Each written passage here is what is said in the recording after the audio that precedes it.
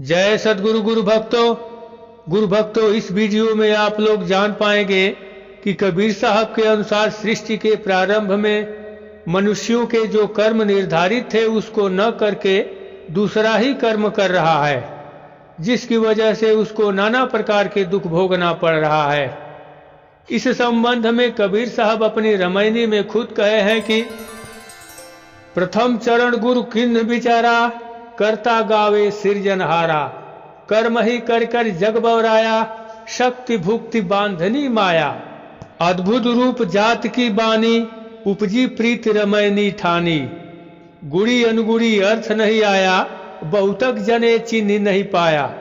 जो चिन्हे ते निर्मल अंगा, अन चिन्हे नल भय पतंगा। इसी के संबंध में कबीर साहब अपनी साखी में भी कहे हैं कि चिन्ह चिन्ह के गावहु, वाणी परी न चिन्ह। आदि अंत उत्पत्ति प्रलय, आपु ही कही दिन। अर्थात कबीर साहब कहते हैं कि आदि सृष्टि के प्रारंभ में ही अर्थात सतयुग में ही सतगुरु ने विचार किया कि सभी मनुष्य जग निर्माता महाप्रभु को जगकर्ता समझकर प्रभु का ही गुणगान गावें, किंतु ऐसा नहीं हुआ।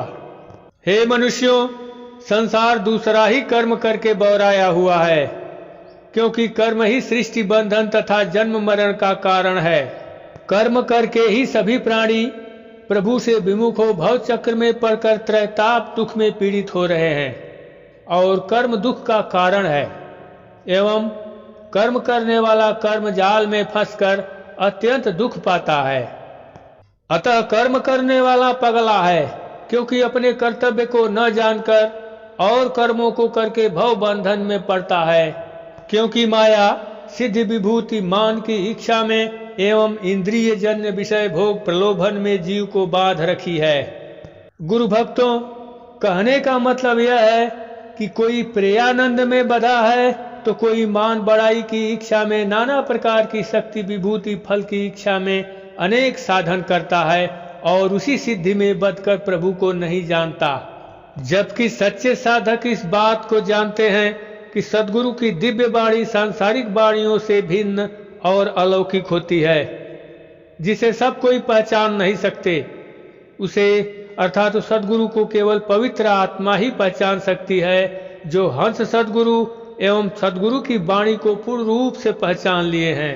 जब वह आत्मा सद्गुरु को पहचान कर उसकी वास्तविक वाणी को स्वीकार कर लेती है, तब वह आत्मा निर्मल और पवित्र हो जाती है तथा उसको न पहचानने वाले मोह भ्रम भव चक्र में पड़े रहते हैं। इसलिए हे मनुष्यों, सद्गुरु ने आदि अंत एवं उत्पत्ति प्रलय की सब बातें कह दी है। उसको तुम लोग पहचान कर गाओ और मानो तथा उसके अनुरूप अपना चरित्र बनाओ। तो गुरु भक्तों, हम उम्मीद करते हैं कि यह जानकारी आप लोगों को अवश्य ही अच्छी लगी होगी।